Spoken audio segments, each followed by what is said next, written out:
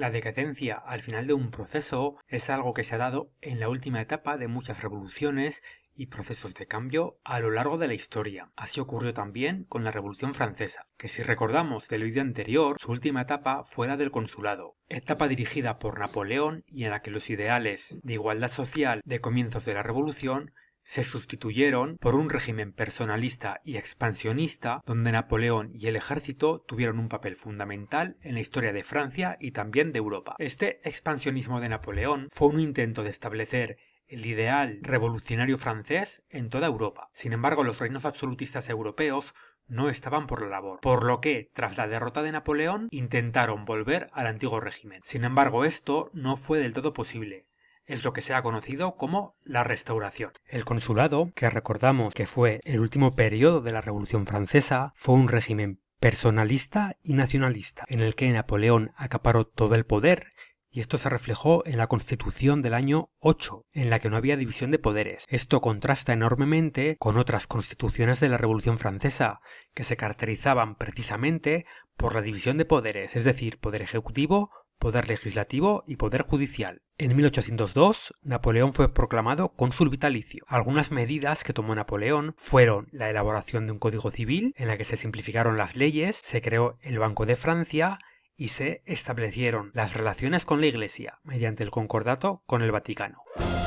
Tras haber conquistado parte de Italia, Napoleón se hizo coronar emperador de Francia en 1804 y tuvo que hacer frente a una coalición de potencias europeas temerosas de sus ansias expansionistas.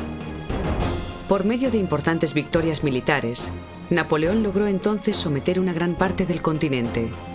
En 1806 creó la Confederación del Rin con todos los estados alemanes vinculados a Francia. El mismo año se hizo con el trono del Reino de Nápoles.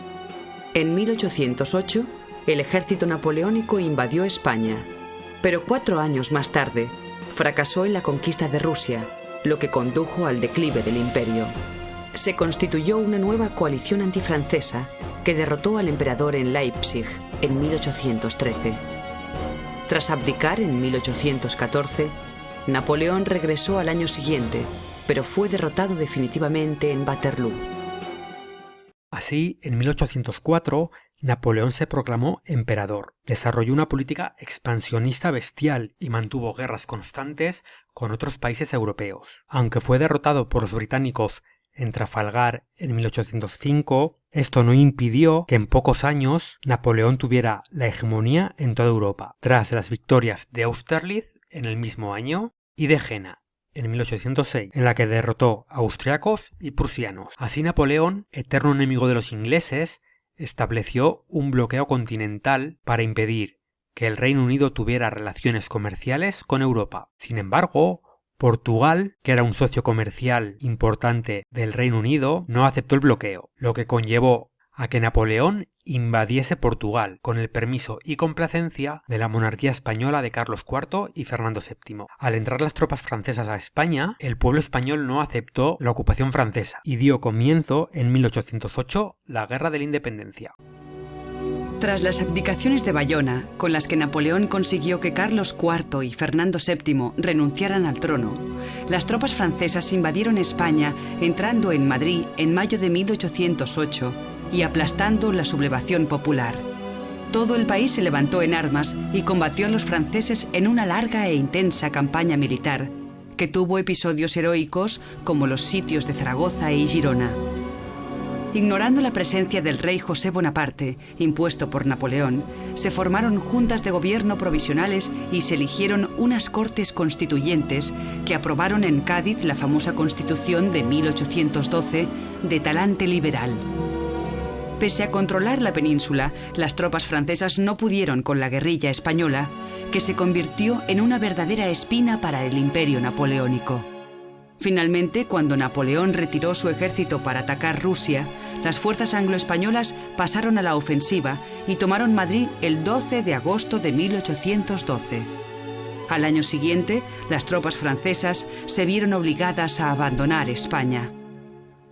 La situación de Napoleón se complicó cuando el Reino Unido y Rusia establecieron relaciones comerciales. Así, Napoleón intentó invadir el Imperio ruso, pero fue derrotado. Así, en 1813, una coalición de ingleses, rusos, prusianos y austríacos derrotaron a Napoleón en la batalla de Leipzig. Ese mismo año fue derrotado también en la Guerra de la Independencia Española en la batalla de Vitoria, en 1813. El 6 de abril de 1814, las tropas aliadas absolutistas entran en París y Napoleón marcha al exilio a la isla de Elba. Sin embargo, retoma unos días después, donde toma el poder por 100 días, hasta que en 1815 es derrotado definitivamente en la conocida batalla de Waterloo. En este mismo año será deportado a la isla de Santa Elena. Tras la derrota de Napoleón por parte de las monarquías absolutistas europeas, estas iniciaron un proceso conocido como la Restauración, que se caracterizó por el legitimismo monárquico, es decir, que los únicos dirigentes legítimos de cada nación europea eran los reyes anteriores a la Revolución Francesa. Se caracterizó también por la responsabilidad internacional, es decir, que frente a las revoluciones que pudieran surgir